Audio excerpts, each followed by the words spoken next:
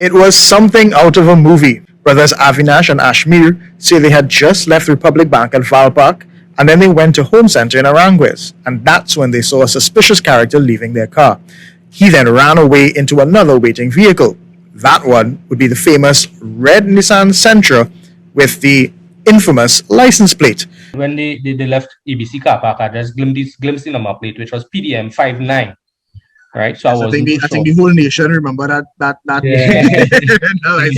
I think everybody dreamed that last night. They stopped them at Maritime Flyover. So while at the roundabout now, we tried to block the car by the roundabout, and at that time, well, they were alerted that it's Ivana. Yeah, and that is how we know that they are the fellas, because when we came out, they got kind of alerted and they pulled to the left and exited out the Churchill Roosevelt Highway heading east. And then the chase was on.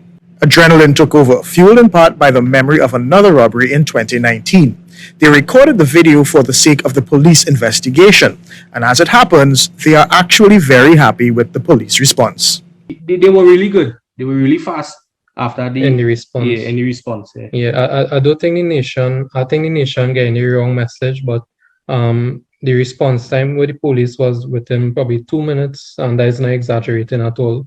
Now, as gripping as the video was, it ends suddenly, leaving people wondering what happens next. And that is when Ashmir jumped out of the van and started to run. Now, I wasn't too sure if they would have shoot or what would have been the outcome with the car. And that is when I decided to just jump in the driver's side vehicle, and drive to the end of the street. And even though the men had weapons, 2 escaped. Only one, the driver, was trapped. But what happens next will shock you. When we apprehended him, the driver, he wanted to pay us back the money and fix the van and things like that now. And he was like, we don't have to take this so far, don't call the police. But I was already on the phone with dispatcher. I didn't want to distressing people. The suspect admitted that he had followed them from the bank.